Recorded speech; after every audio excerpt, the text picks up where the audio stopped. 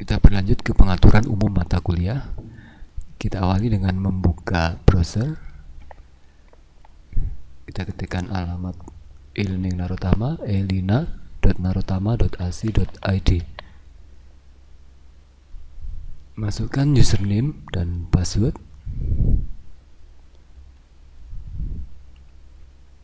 Klik login. Untuk menuju ke mata kuliah yang kita ajarkan, yang sudah di mana kita sudah didaftarkan sebagai dosen pengajar di mata kuliah itu, di bagian navigation cari menu My Courses, kemudian bisa diklik ada panah yang ada di tulisan My Courses, atau diklik tulisan My Courses.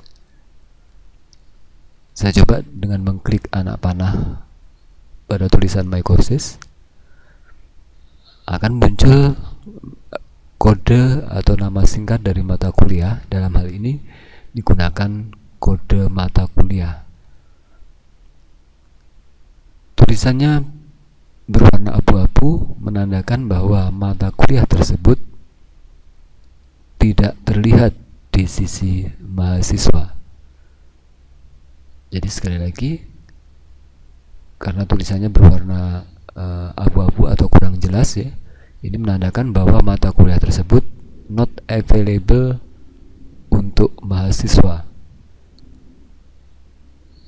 Untuk masuk ke mata kuliah tersebut, kita tinggal mengklik nama singkatnya.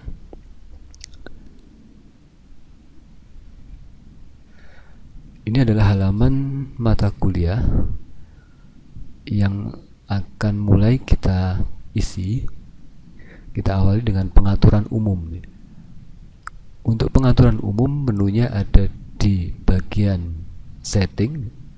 Jadi biasanya di bawah navigation ya, itu ada bagian setting.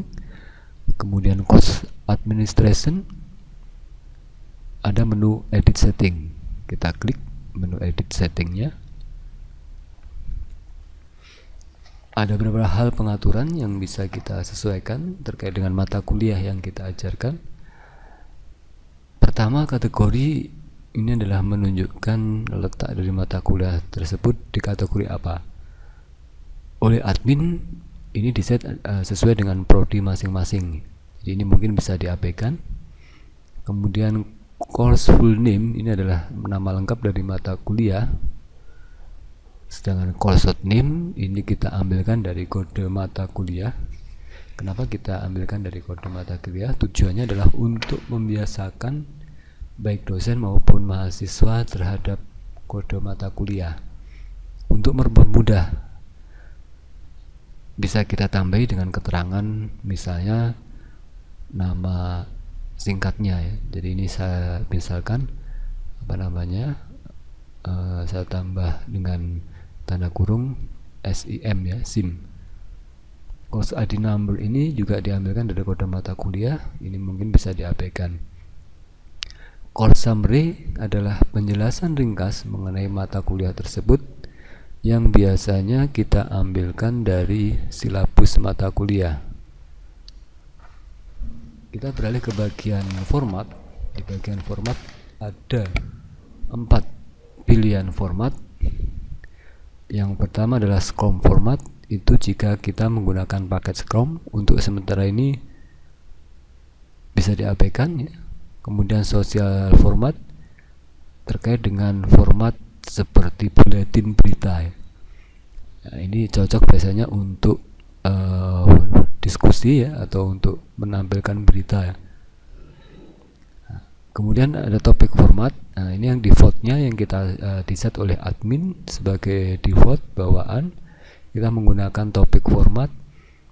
Biasanya kita bagi menjadi 14 topik sesuai dengan jumlah pertemuan. Untuk selanjutnya, topik format, jumlah dari topik format nanti bisa kita setting di bagian lain. Kemudian kalau weekly format, ini adalah format mingguan. Ya, jadi di dalam ini kita pilih topik format ya. course start date-nya bisa kita abaikan ya. Kemudian yang perlu kita setting ya antara lain adalah maksimum upload size ya. Ini ada beberapa macam setting, dimana di sini adalah untuk membatasi berapa kilobyte atau megabyte ya, berapa megabyte dosen maupun mahasiswa itu bisa mengupload file ke dalam e-learning, ke dalam Elina ya. Mulai dari 10 kilobyte ya sampai maksimal kita sediakan 4 megabyte.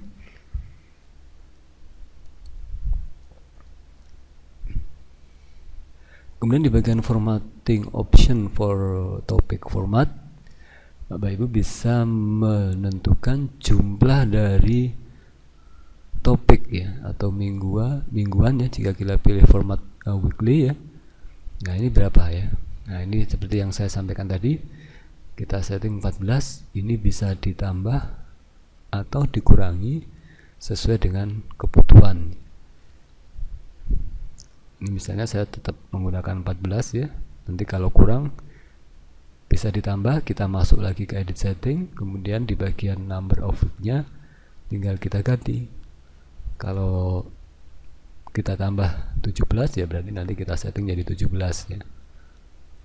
Atau misalnya kita kurangi ya, kita cukup membuat 7 ya, 7 topik ya. Di setting berikutnya nanti bisa kita ganti menjadi 7 ya. Jadi untuk sementara ini kita ambil atau kita pilih yang 14.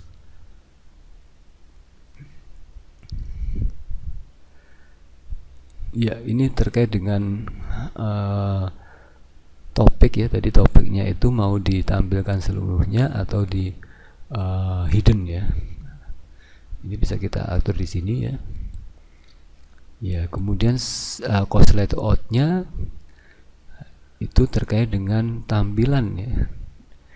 Pada setiap halaman ya, itu seluruh topik ya itu ditampilkan di satu halaman, atau satu halaman hanya menampilkan satu topik ya. Itu bisa kita pilih di sini untuk mempermudah, sementara kita pakai yang show all section on one page ya.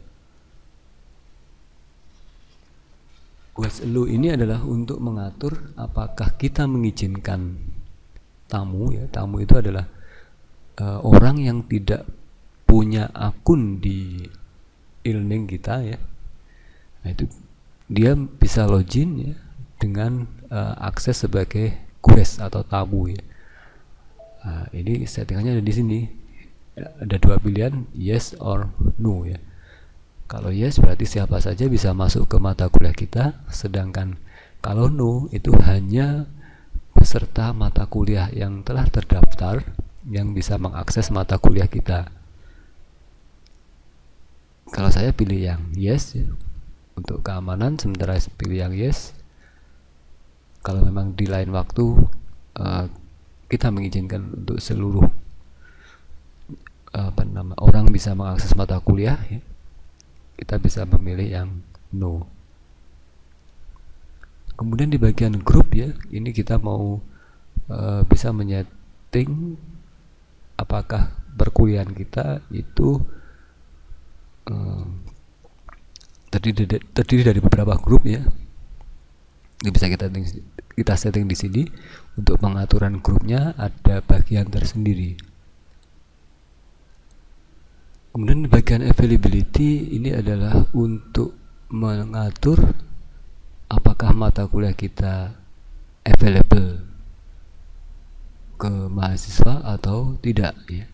Jadi seperti yang saya sampaikan di awal tadi ya, ketika kita klik anak panah di menu My Courses, itu tulisan atau nama singkat dari mata kuliah ya, kode mata kuliahnya tidak jelas ya, abu-abu ya. Nah itu menandakan bahwa mata kuliah tersebut adalah not available, karena pada bagian availability itu kita set this course is not available to student ya.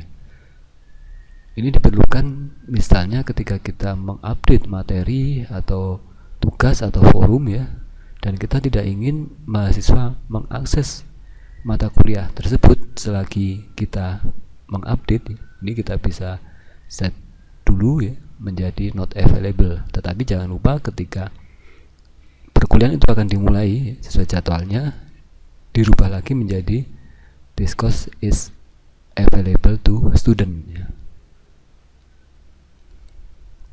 Di bagian lanjut kita bisa mengatur ya dalam mengakses mata kuliah ya, itu menggunakan bahasa Inggris atau tampilannya dalam bahasa Inggris atau dalam bahasa Indonesia ya, atau tergantung dari settingan masing-masing peserta kuliah ya. Itu kalau do not post berarti tergantung dari settingan masing-masing peserta mata kuliah ya.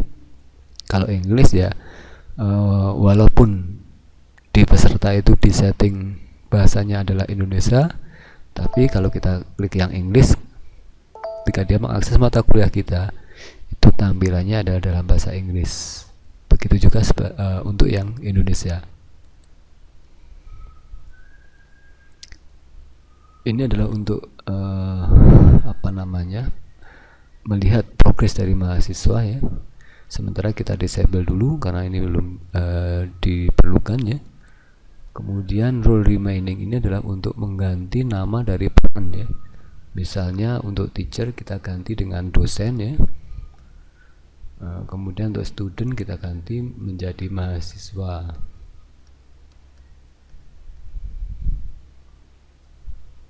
Kalau sudah selesai dengan pengaturan yang ada, jangan lupa untuk mengklik save change.